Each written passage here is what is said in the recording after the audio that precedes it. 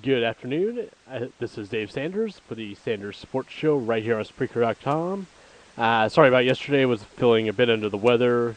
Caught whatever bug was going around, but I am feeling better today. But that means double the show today, right?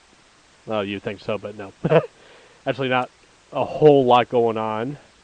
It'll still be probably about an average show, but you do get double the 30 and 30 preview. I was supposed to preview the Indians yesterday. I'll take care of them and the Tigers today. Might be a couple surprises in there. We'll have to see what happens. We'll talk about the MLB PED scandal that's going on. More names have been released off of that list that was put out by the Miami newspaper. We'll let you know who's on there, including another familiar face. Also talk about the NHL, a few NFL news and notes. Well, let's get start off with the NBA today. But then I see quite possibly the most ridiculous story I've ever seen in my life. In case you haven't heard, it's letter of intent day, recruiting day. All the high school prospects, I guess you could call them, all the high schoolers sign their letters of intent, declare who they're going to be going to play for in college.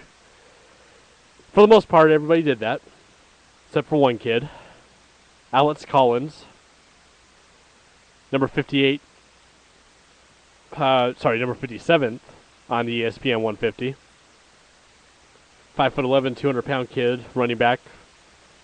57, decent. Verbally committed to Arkansas. That's where he wants to go play. He chose them over Miami, Florida, and Wisconsin and Florida State. There's just one problem, though.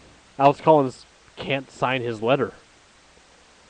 Sources familiar with the situation said his mother showed up Wednesday at the high school and confiscated the documents and just left. So she doesn't want him to leave. I understand, and I have kids of my own. I have a 4-year-old and an 8-year-old. It's going to be tough when that time comes for my wife. Me, I'm going to be pushing them out the door. Yeah, go make something of yourselves. Go have a future. It's going to be hard on my wife. I know that. I understand where she's coming from. She doesn't want her child to leave home. Here's the thing. He's 18. Doesn't need your permission. Doesn't need you to sign anything for him. Taking his paperwork isn't going to do anything. They can just draw up new documents and send them to him. That's the most ridiculous thing I have seen. I mean, why wouldn't she want her son to go make something of himself? I don't understand that. I'm sure there's more to the story, but nothing's come out yet. I'm just going off what's been reported so far. I mean, we can't even talk about the kid. ESPN can't talk about him. No one can talk about him because basically they'd be breaking the rules. Arkansas coach Brent Bielema, couldn't talk about him. He talked about all of his other recruits that he got. Can't talk about Alex Collins. I hope everything works out and this just sorts itself out. But how's this going to make this kid look to his peers? To his future teammates at Arkansas? Mommy came in, took your letter of intent. Basically, took your contract, basically. What's she going to do when he leaves college? Is he going to take his NFL contract and the NFL draft if he makes it that far? Feel sorry for the kid. I hope he doesn't get ridiculed too bad because of this. But that's just ridiculous, in my opinion. Just came in, took the paperwork, and left. Sad day there. Like I said, don't get me wrong. I understand. I do. I don't want to get any hate messages or anything saying I don't understand. I do. I have kids of my own. I do. Like I said, we're going to start the show with basketball. We'll go toward that way. Since there's still no Sonic shit and there's no movement in the Kings to Seattle deal as of yet. Of course, the big story in the NBA is and always will be the Lakers. I won't play the clip that I played last time because they lost after that.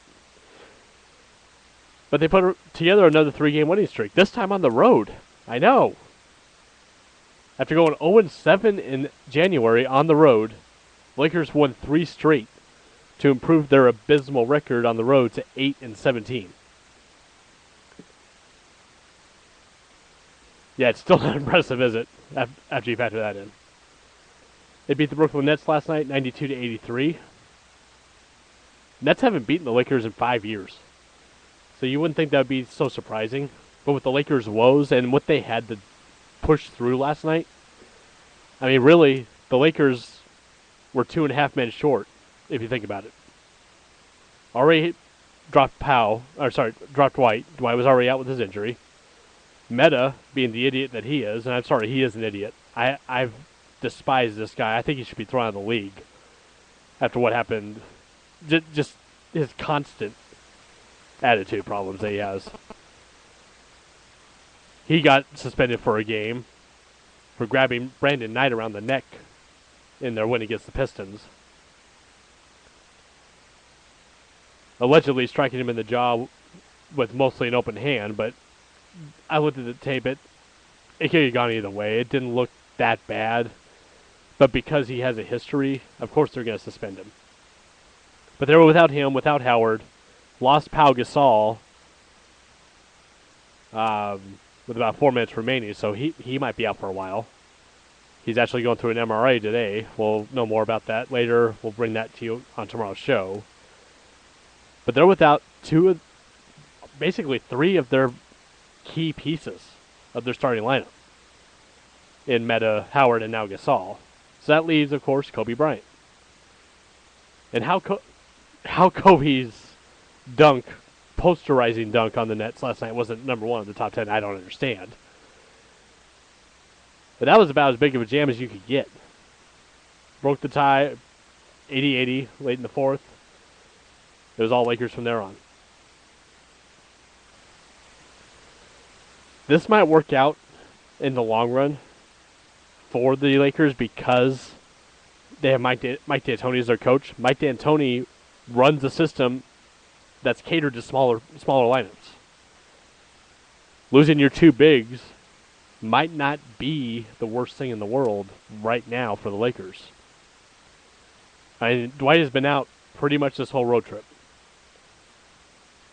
They're 3-0 the last 3 games.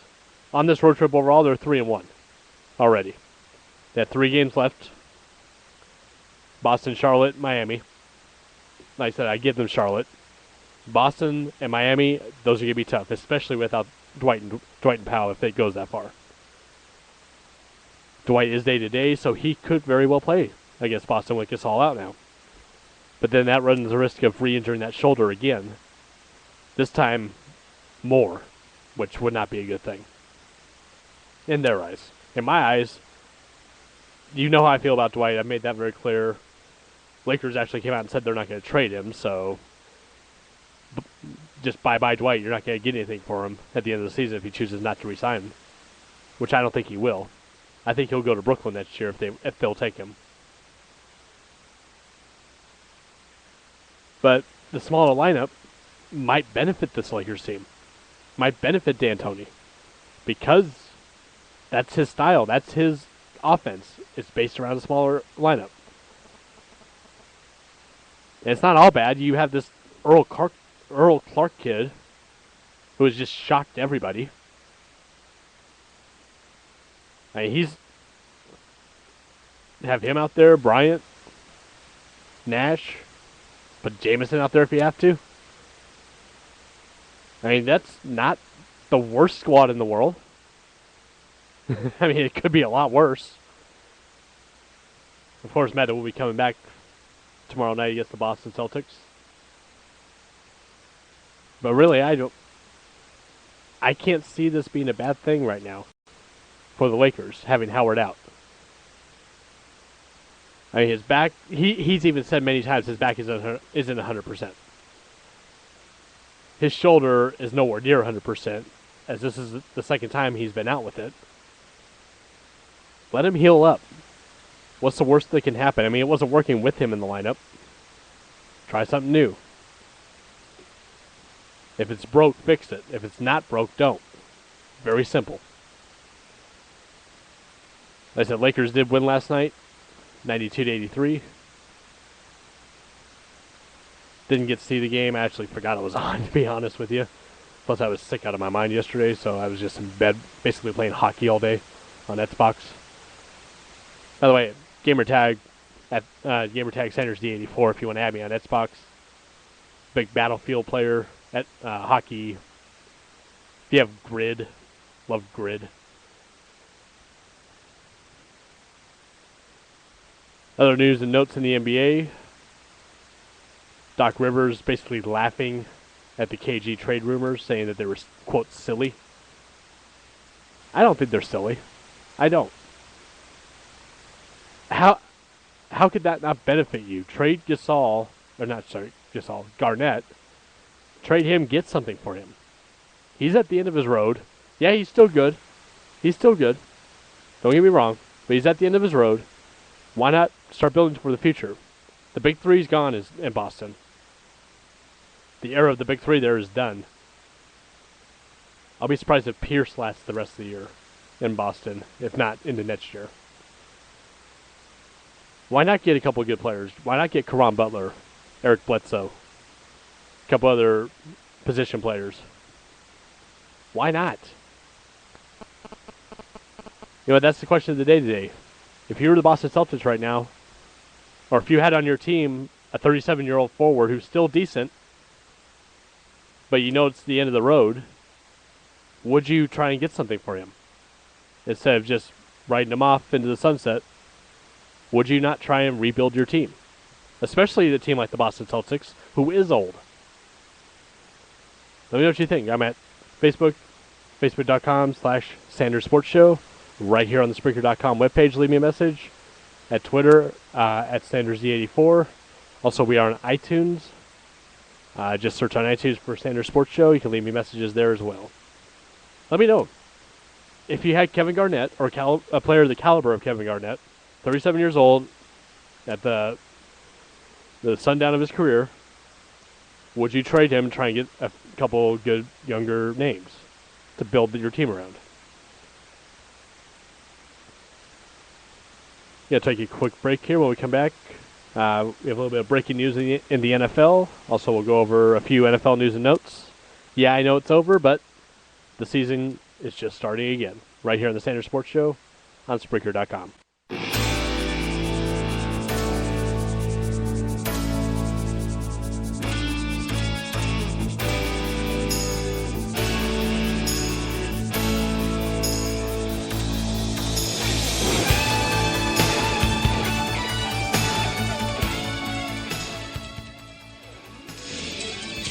Welcome back into the Sanders Sports Show. I am your host, Dave Sanders. Thank you for making this show a part of your day. If you're listening to it now live or even later on tonight on the podcast forum, I do thank you. And we're over 500 plays on this show, which is awesome. I think I've been doing this about 2.5 weeks now. So thank you, everybody out there who's been listening. Share it with your friends. Share it with anyone who you think will like sports. Definitely want to get the name out there.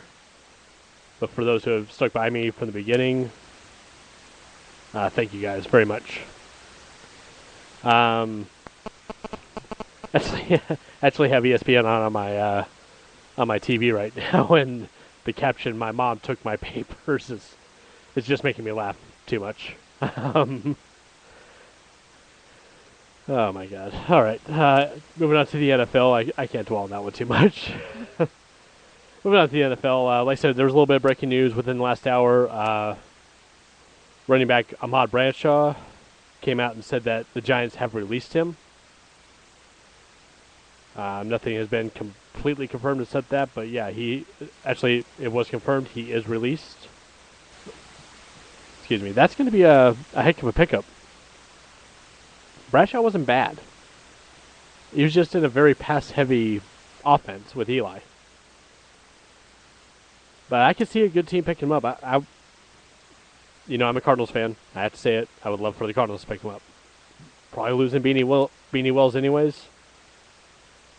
Stevens Howlings, better third down back, replacement back to give the starter a breather. Get him on Bradshaw. Why not? Excuse me. Really, what else do you have to lose?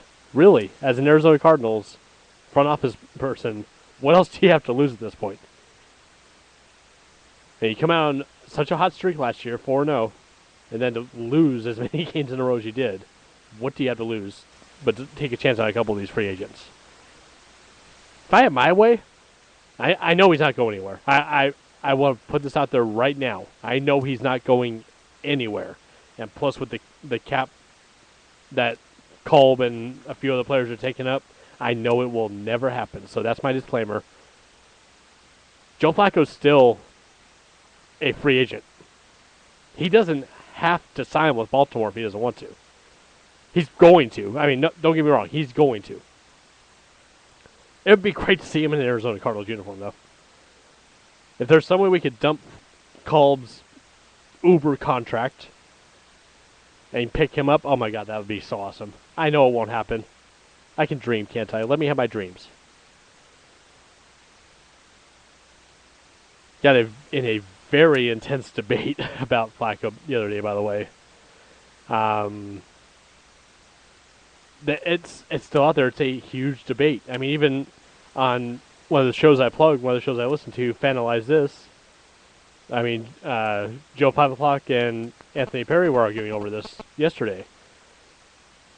To me, he's still elite. I'm sorry, he is. I don't care if he doesn't have the best numbers ever. He wins games. He gets his team to the playoffs every year. He got his team to the Super Bowl this year. He got his team to the AFC Championship 3 times. No other quarterback can say that they've done that ever the first 5 years that they were in the league. Nobody can ever say that. Not Joe Montana, not Steve Young, not Tom Brady, Peyton Manning. Nobody can say that they've taken their team to the playoffs every year, won a playoff game, been to the AFC Championship 3 times in their first 5 years. Maybe Tom Brady can. Tom Brady won 3 Super Bowls his first 5 years. But he didn't make the playoffs in 2002, though. I don't get where the hate is coming from. It's not even hate. It's more... I really don't know what it is. I mean, the evidence is there. Me, I'm an evidence person. If it's there, it's there. To me, it's there. Now, Flacco, like I said, is a free agent technically. He's going to resign with the Ravens. It's going to happen. Flacco's agent coming out and saying that he wants his quarterback to be the highest paid quarterback in the league, though. I could see that happening. Then you have quarterbacks like Aaron Rodgers, keeping a close eye on this, because his contract's coming up. He's going to want to get paid. Flacco's set to become an unrestricted free agent, and his new deal is expected to rival those of Peyton Manning and Drew Brees, who are among the most lucrative in the NFL ever for quarterbacks.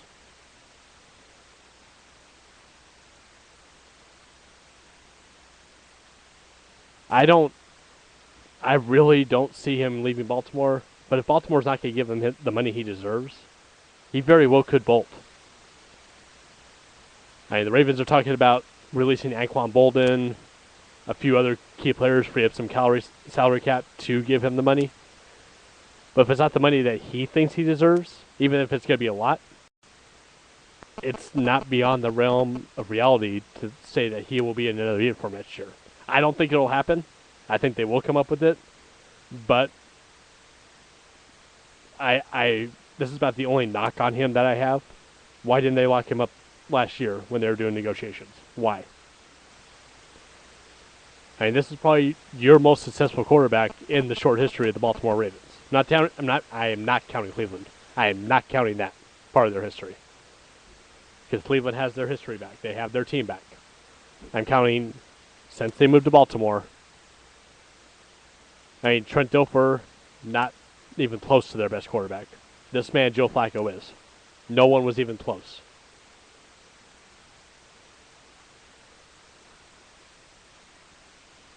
But he is expected to get paid this year, and he deserves it. speaking of getting paid, Mike Vick is going to get his bonus paid to him. Eagles coming out and saying that they are not going to release the troubled quarterback, which to me, I'd like to see what Chip Kelly does with him. I really do, because I think he can make it work. Other news and notes around the NFL. Rob Ryan took a little bit longer than 5 minutes. He already technically had a job, pulled out of it. Now he might have another job. Saints are going to look to hire him as their defensive coordinator. Until it's a done deal, I'm not going to speculate anymore because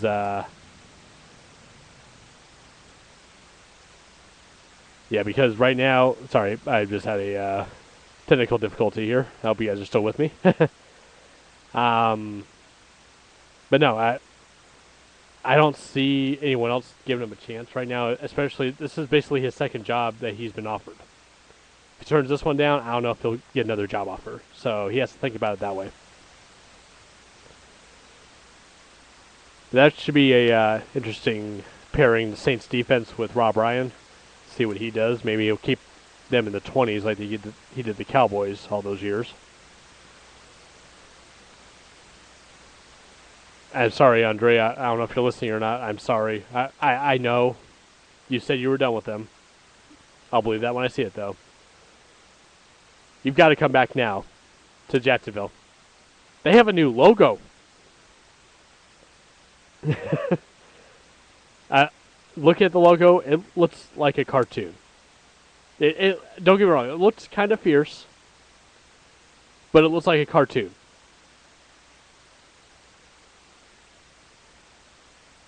They're looking for a rebirth. So, I'm laughing at this quote because it's just ridiculous to me. Billionaire owner Shad Khan, team president Mark Lamping, general manager Dave Caldwell, coach Gus Bradley all unveiled the redesigned logo. Billionaire owner Shad Khan said, and I quote, "If the Jacksonville Jaguars are truly to experience a rebirth, it's time for a new logo." Don't get me wrong. New uniforms usually lead to wins. Denver Broncos, Anaheim Angels, about the third time around. New England Patriots made it to the Super Bowl, I think the second season after they went to the Silver Helmets. Tampa Bay Bucks. I mean, there's a history there. I give you that. It's almost like the Madden curse. To me, it's more coincidence than anything. With this logo, I'm not even doing my picks until August, but with this logo, Jacksonville finished, 2-14 this year? They'll finish 6-10. I'll give them that. Because of the new logo. I'll give them 4 more games because of the new logo. That's it. He actually came out and said, "Now that's a cool cat." How corny can you get there? You can't get any cornier than that.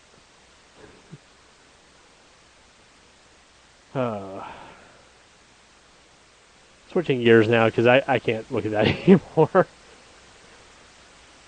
Had a few games in hockey last night. 10 altogether. Give you the scores. Not much happening in as far as news and notes. Hockey season is speeding through the shortened season. Had 10 games last night. Devils beat the Rangers 3-1. Penguins topped the Islanders 4-2. Maple Leafs over the Caps 3-2. Caps have been horrid. With the team that they have, they should be a lot better than that. Defending champion Kings beat the Blue Jackets 4-2. Senators beat the Sabres 4-3. Flyers beat the Lightning 2-1. Flames over the Red Wings 4-1. Jets needed overtime to beat the Panthers 3-2. Predators beat the Blues 6-1. Blackhawks, who finally lost a couple of games in overtime, by the way, beat the Sharks 5-3. Tonight's games, there's only 3 scheduled. Good news is my Ducks are scheduled, so I get to watch them. They take on the Avalanche tonight at 9:30 Eastern. Ducks are 6-1-1. They've only lost 2 games, one of them in overtime, so they still get a point for that. Well on the way to the Stanley Cup this year. Over on NBC Sportsnet, game of the night tonight, Bruins and the Canadiens. And The other game is the Stars and the Oilers. That is on TSN, the sports network, if you live in Canada. All those, of course, can be seen on the NHL Center Ice. Going to take a quick break again. When we come back, you know what song I'm going to play. Time to talk a little baseball. Actually, I won't play this song. I have another one keyed up because there's somebody that's on that list that has been accused of performance-enhancing drugs in the past, actually failed a test, had it appealed. We'll talk about him here in a minute on the Sanders Sports Show, right here on Spreaker.com.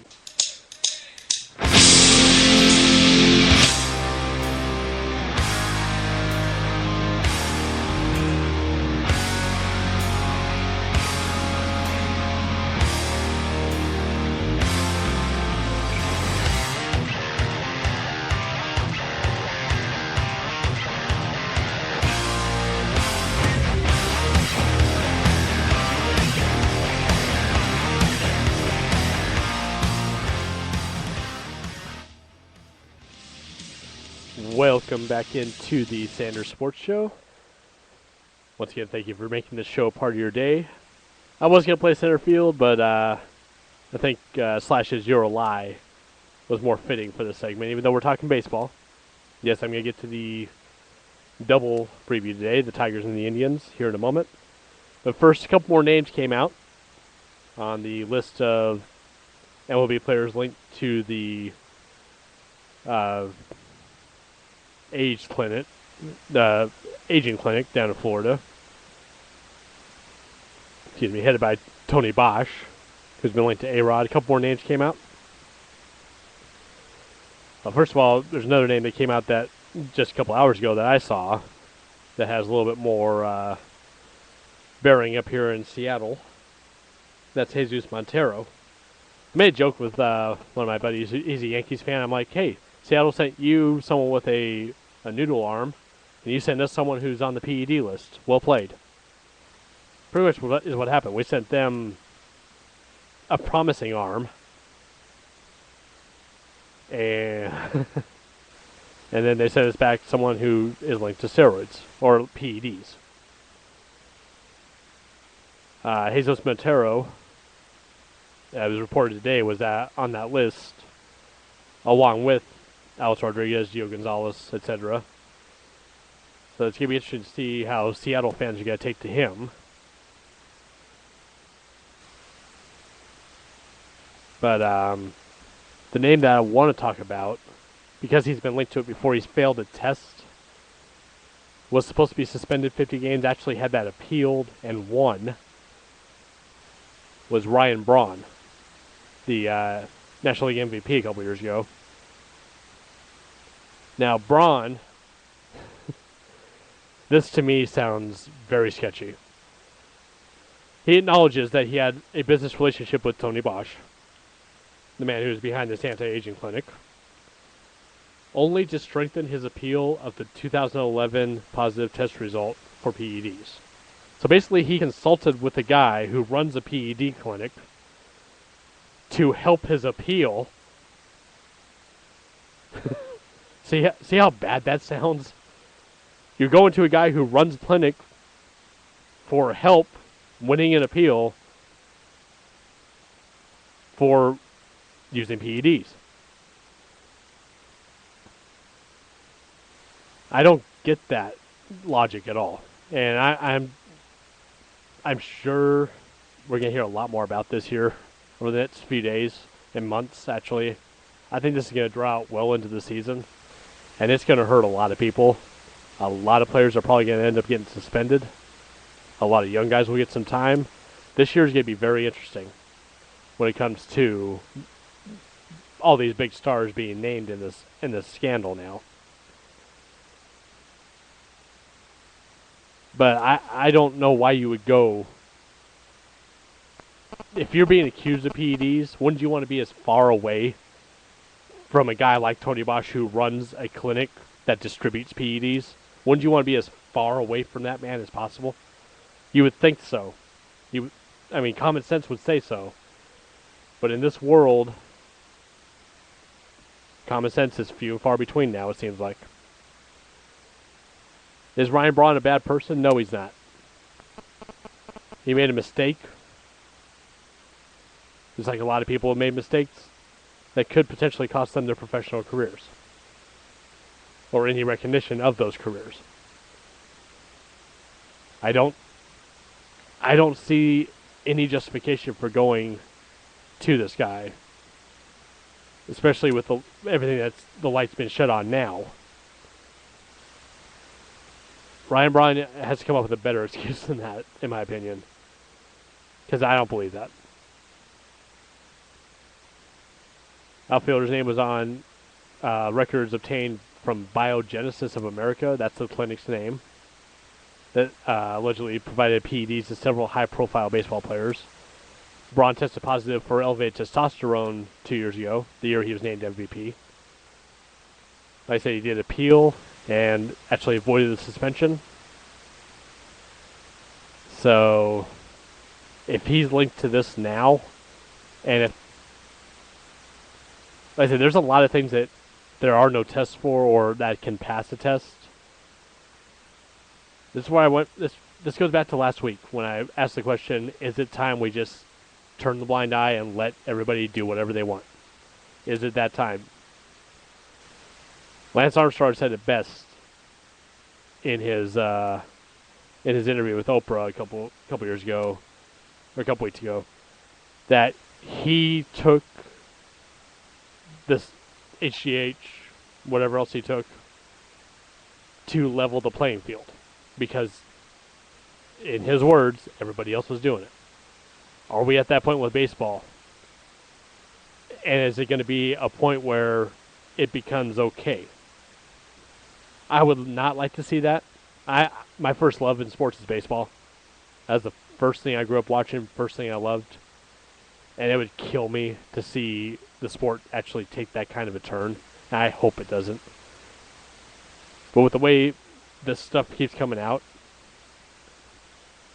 it's almost like you have to almost throw your hands up in the air and give up. Because it's going to be out there no matter what. It's sad. It sickens me. I don't agree with it, but that's the fact. Like I said, I'm a facts guy, and the facts are there. One other note in baseball before we move on to the 30-team preview. Kind of saddened to hear this a little bit because he's a good pitcher. Chris Carpenter looks like he's going to be out for the entire 2013 season at the very least. It appears Carpenter has nerve damage in his arm. I hope he can push through and just be able to use the arm anymore. Not so much come back to pitching and having a career, but just to be able to function properly. I hope that he comes through this. He's easily one of the best pitchers in Cardinals history. Easily.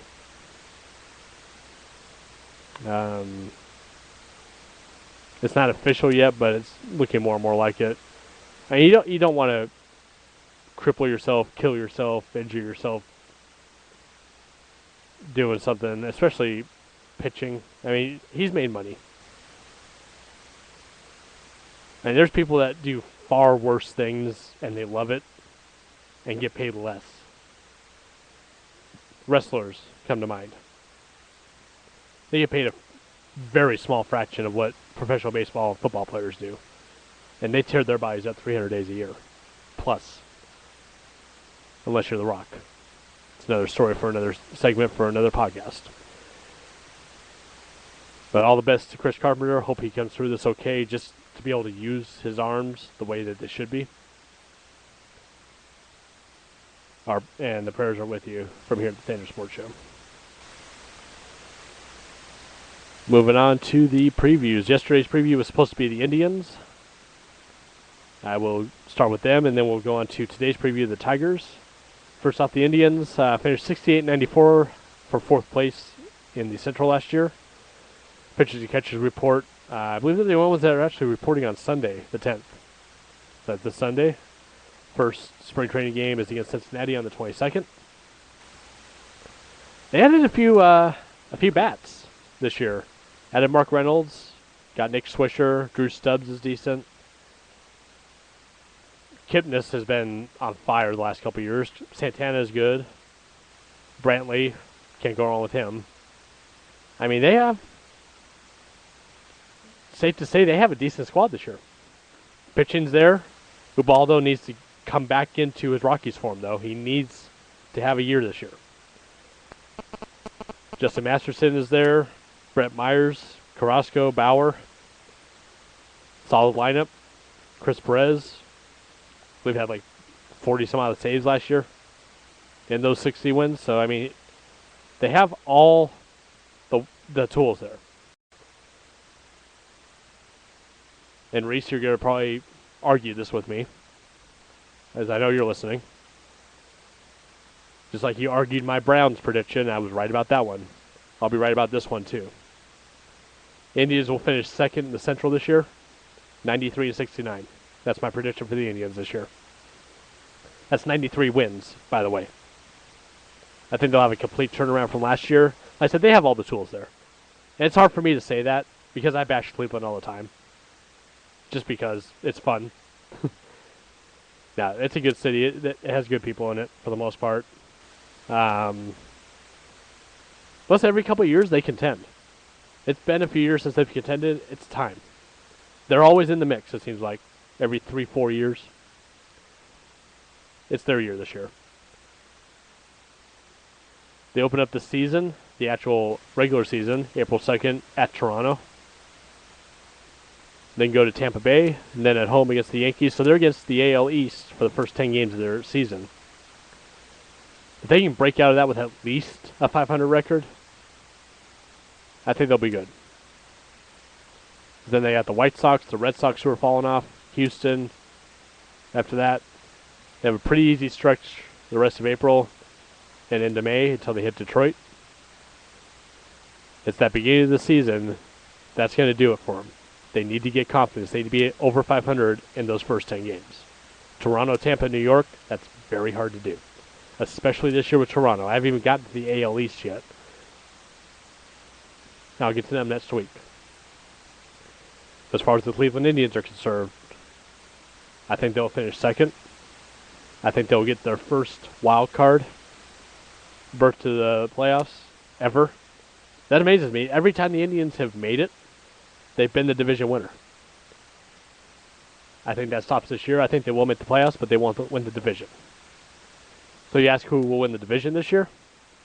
Nice segue into the Tigers. They won it last year with a record of 88-74. I think they'll win it this year with a 95-67 record. It'll come down to the last couple games for these between these two teams.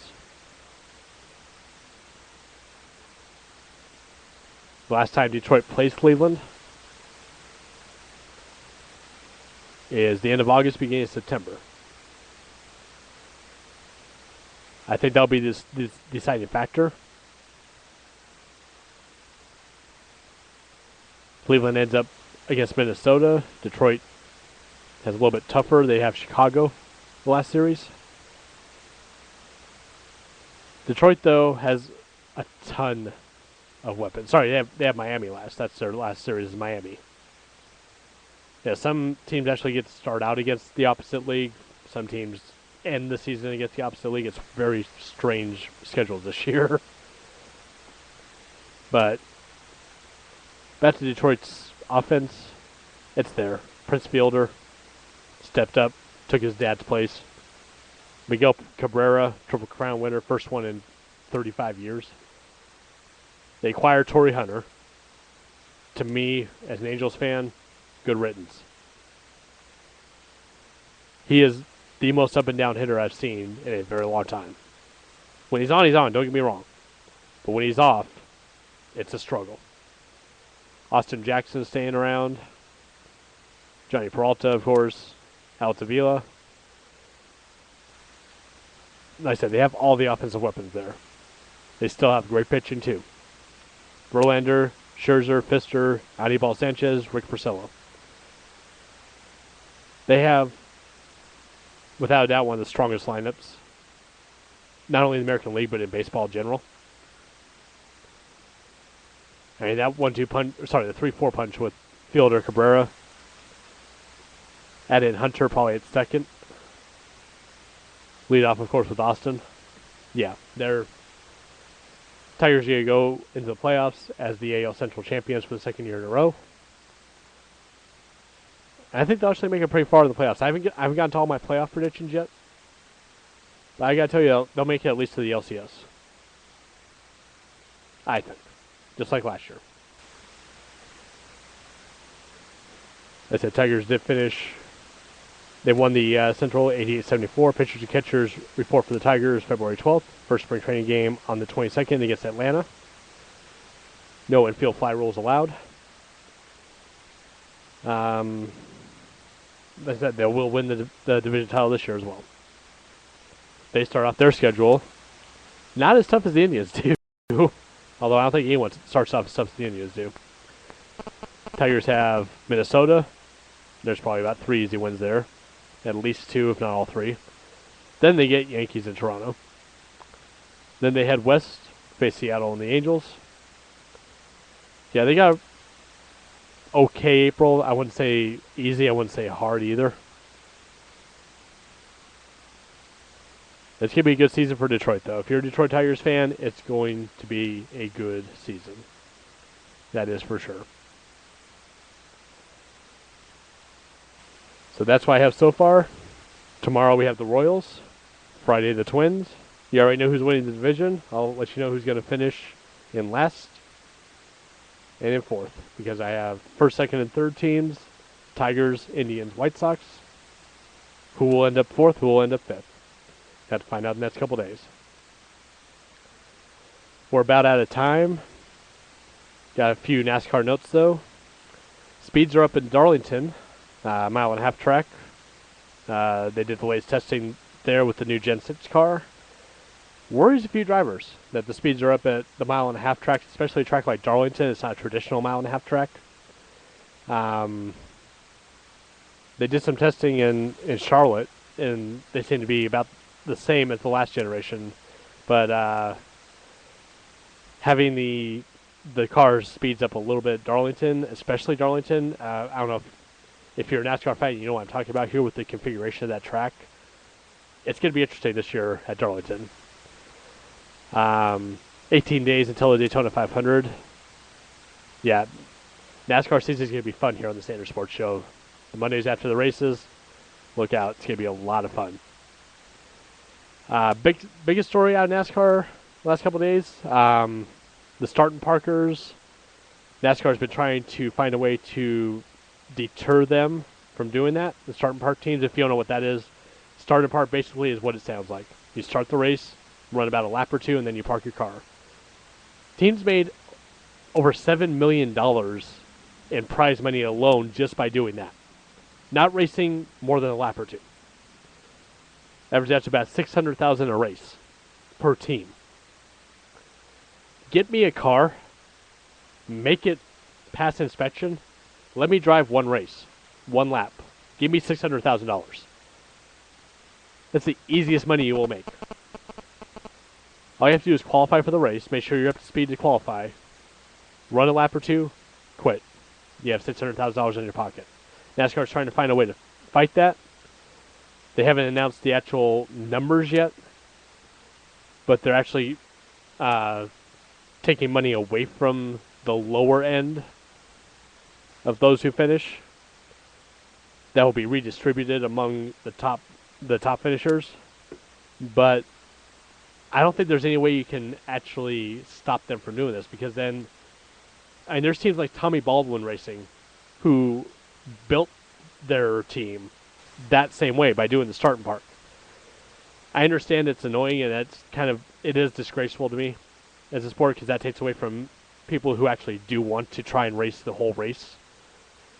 But it's almost in the same boat as Cup drivers driving a nationwide. It's not going to go away anytime soon.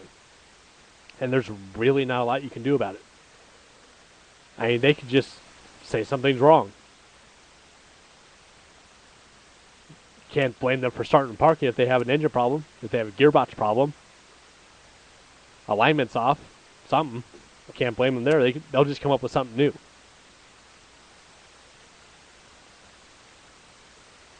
I said Daytona 500 in 18 days. Cannot wait. Of course, we had the Sprint Shootout, formerly the Bud Shootout before that, the duels. The best way to qualify in NASCAR, in my opinion. All that here in 2 weeks. Also in 2 weeks, NBA All-Star Game. All-Star Weekend, Slam Dunk Contest, 3-point contest, all that fun stuff. We'll have all the reports on that as well. Tomorrow's show, like I said, we were going to go over the Royals, go over the NBA, NHL, and more tomorrow as well.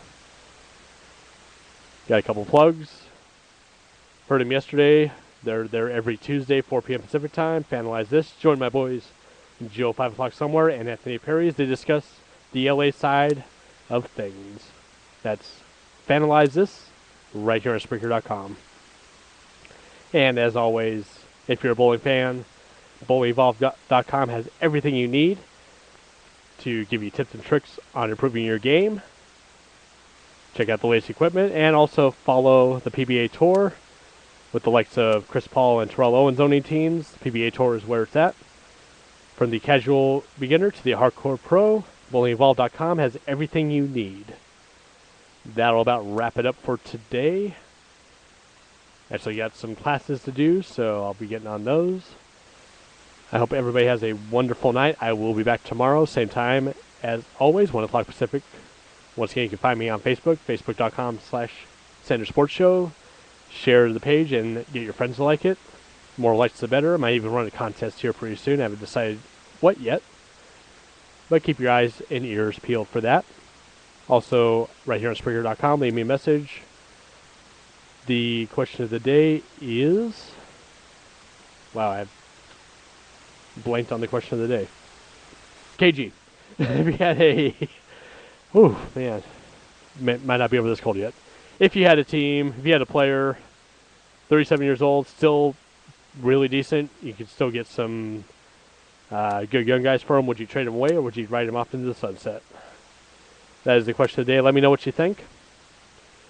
Until tomorrow, I hope everybody has a wonderful night. And as always, be good humans out there. Bye-bye.